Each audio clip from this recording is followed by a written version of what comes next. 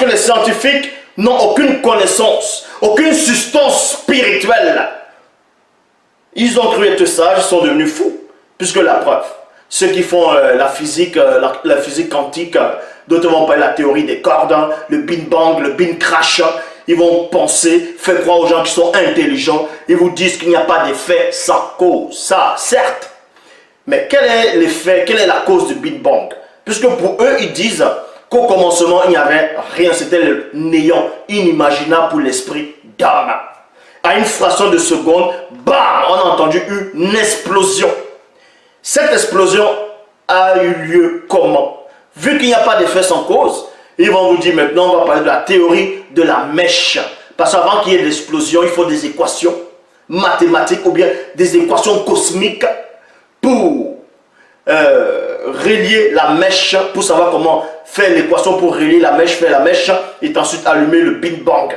Mais avant toutes ces choses, il y avait quoi?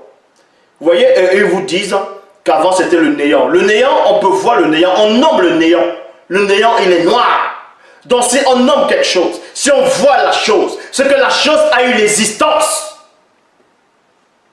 Dans le visible dont je parle, dont je fais allusion.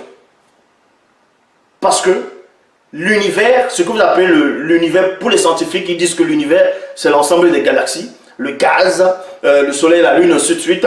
Et c'est ça l'univers. Mais quand tout ça rentre, ce qu'on appelle le Big Crash, ça devient l'obscurité intersidérale. Pour eux, c'est le néant. Et il n'y a rien. Et qu'il n'y a même pas le temps. Mais le fait est qu'on n'arrive néanmoins à voir ce néant. Et ce néant, c'est l'obscurité. Donc si on voit quelque chose dans le visible, c'est que la chose a eu une essence. Et c'est là où l'intelligence des gens de ce monde, de cette réalité, de cette dimension s'arrête. Et c'est là où Zulula entre en scène et il vous révèle les mystères de la vraie cosmologie.